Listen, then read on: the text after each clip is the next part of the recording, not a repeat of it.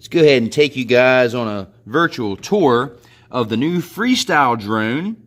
This is the TBS Source 1, and like I said, I wasn't going to do a build video on this, but I was going to show you, what I changed from the original one that I lost.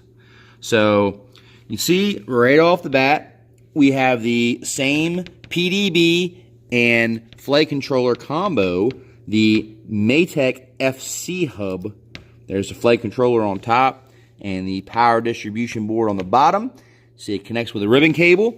And the only thing different I did with this stack is I actually soft mounted the PDB and the flight controller with these little rubber soft mounts, and they're really, really durable because of the they got the metal threads. They're a lot better than those cheap plastic nylon ones.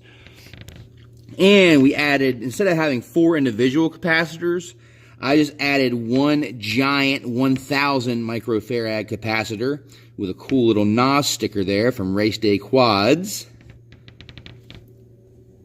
Same motors. We went with the 2207 RCX 2700 kV. These things are beasts. ESCs are different, and I'll go ahead and show you those.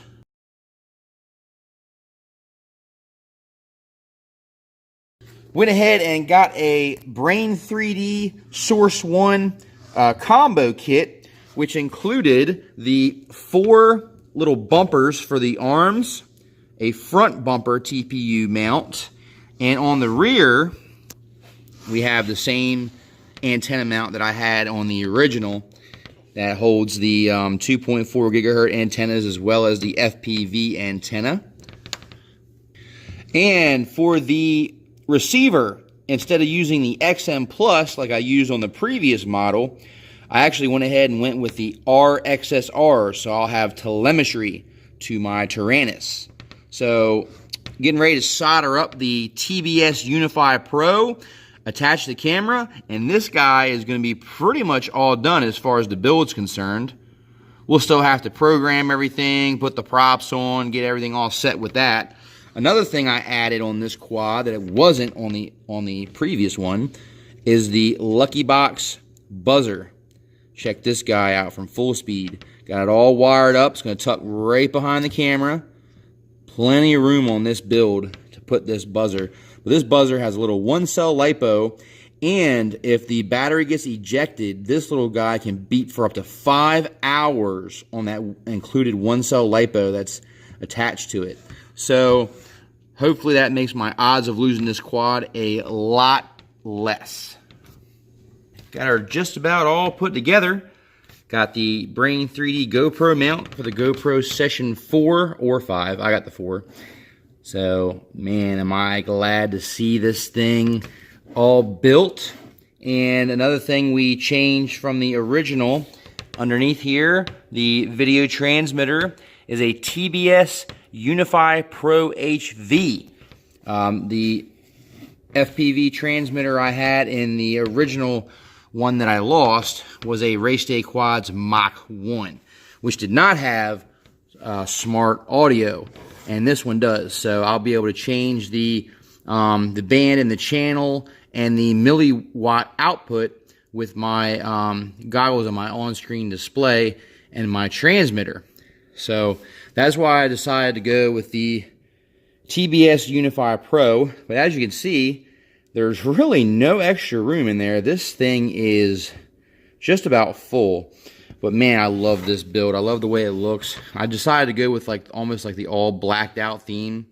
And these are ESC protectors that I have on here with, there's a piece of prop on top of that as well. So in order to break this ESC, it has to go through the prop, the tape, the prop, and the plastic cover to get to these ESCs.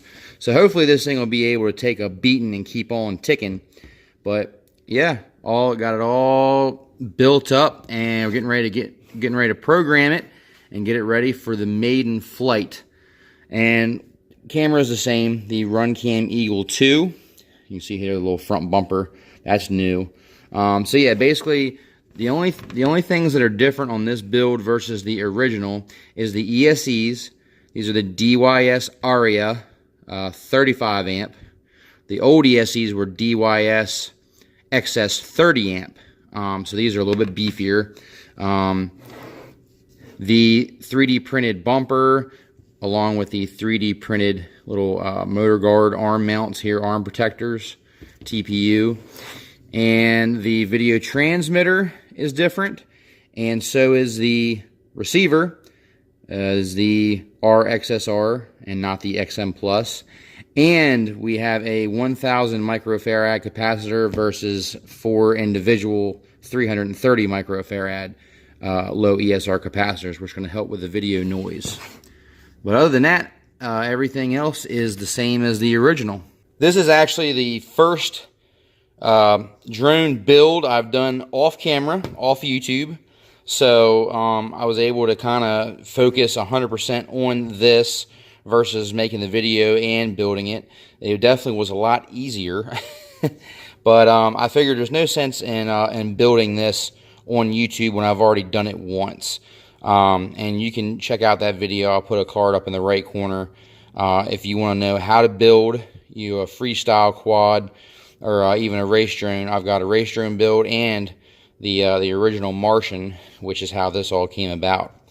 But go ahead and check those videos out if you are trying to get into building your own. And I highly recommend it. It's a very enjoyable hobby. It's very satisfying once you get it all built up. Definitely gives you for a wonderful, proud experience when you see it get in the air for the first time. And now that I have my drone finally built, it's nice to see the weather's cooperating. Should be able to send it up for a flight for sure. No? What's that? Might not be a good idea? Yeah, I don't think that might not be a good idea. Unless I wanted to lose this one too.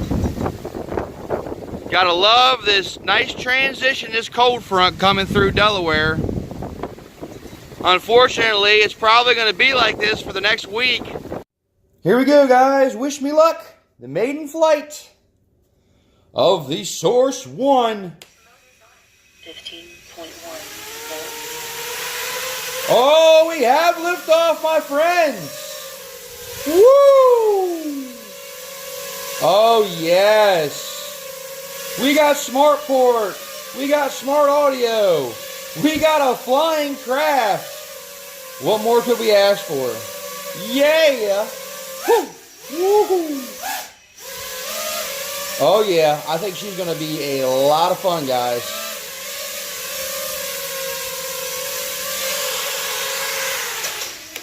Oh, yeah.